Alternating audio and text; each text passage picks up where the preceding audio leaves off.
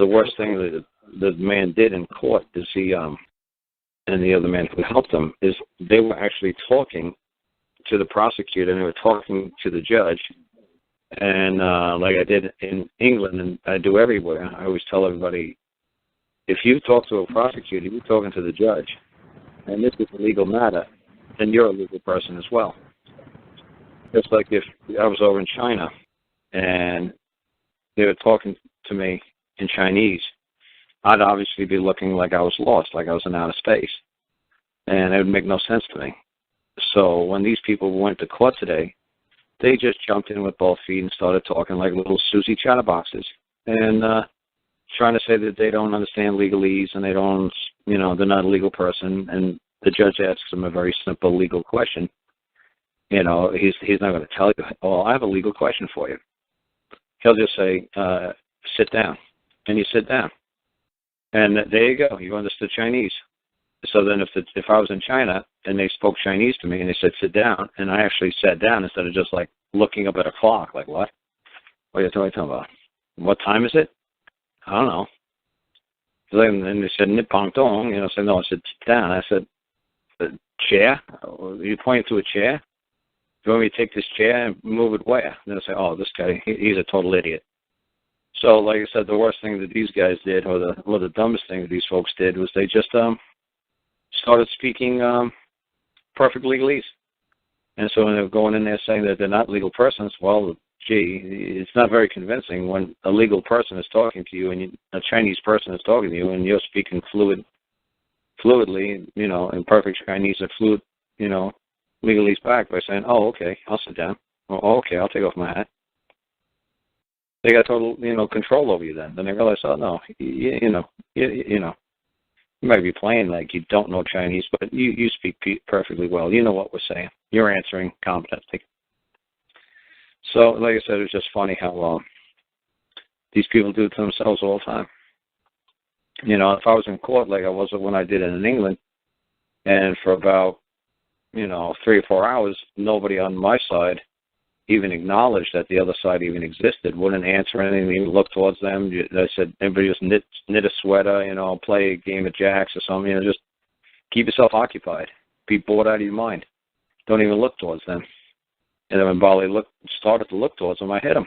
It's like, you're going to blow the whole game. As soon as I saw his head start to turn, I hit him so fast. It's like, I could control my sneezes better than I could control what I did to him, because I was like, you're going to blow the whole game. You're reacting. You're letting them take jurisdiction. Letting them take control over you. They're pulling the string like a puppet. You think he's saying something. You think he's directing something towards you. You think he's speaking to you. He's not. He's a legal person. He's speaking to other legal persons. And if you answer or respond in a coherent manner, like he's calling you every name in the book, and if you say, I object, you say, what does this have to do with this case? Or you start saying, that's not true. Do you have any proof? You answer in any manner in which sounds a competent answer to that, and they see that they have control over you. The same thing like you saying about like international treaties. I couldn't care less what my public servants do. I couldn't care less what they do to keep the machines running. I don't care. I couldn't care less what agreements they make amongst each other. They're just servants. They're still under man, and whatever they think is believed is the best to keep it running, that's fine by me. Let them have at it. Just don't think it's gonna. As long as it doesn't harm me what they're doing, I don't care what treaties they make. As long as they don't believe that they have some sort of power over me now because they put something down on a piece of paper. So a piece of paper can't bind a man. It's just made out of paper. A man could just, rip the paper. Yeah, just rip it up and say, you know what, that has nothing to do with me. Just like the Indians tried to do. And then they tricked the Indians into believing this piece of paper actually had some power. And then they'd run out, in the front and say to the army, hey, look, we got a treaty from your great leader, King President Lincoln. It's like, yeah, well, he was dead for like 12 years now. The new president says, get the hell off this land. No, we got a piece of paper that says it's ours forever. Yeah, well, there's a new piece of paper that says get the hell out of here. Get the hell out of here. It's like, no, this piece of paper says, and then they just shoot the guy right through the piece of paper. It's like, yeah, that piece of paper really protected you and your land, didn't it? Yeah, well, See what this new piece of paper just did. You just blew a hole through your paper and you're dead. Now, anybody else want to argue with this new piece of paper?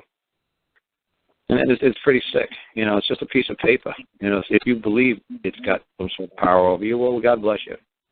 If you believe that somebody wrote something 200, 300 years ago, and it's got power to control you, say, well, you see, I have this right because somebody wrote 300 years ago.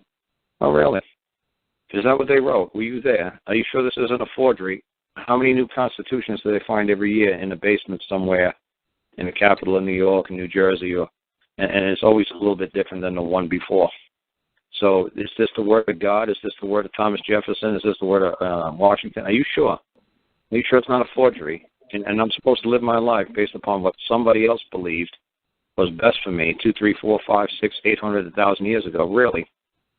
And I don't have a mind of my own, and I'm going to run back and throw a piece of paper at you and say, well, he said I could do this. He who? Oh, Washington said, oh, really? He said you could do it. Well, where? It's written right here. Yeah, well, you know what? Great. Who cares? What are you going to do? Sue me? Because I'm not doing what Washington said you could do? I don't care what Washington said. I don't care what Jefferson said. What do I care? I got the gun. I'm going to make the rules. So a piece of paper is a joke. So you got to hold them liable man to man. You can't keep running back to a piece of paper and say, well, I got rights according to this piece of paper. It's a piece of paper. It doesn't give you rights. It's ridiculous. It's a piece of paper. It might give you a hell of a paper cut. It might start a nice fire for you, but that piece of paper doesn't give you any rights.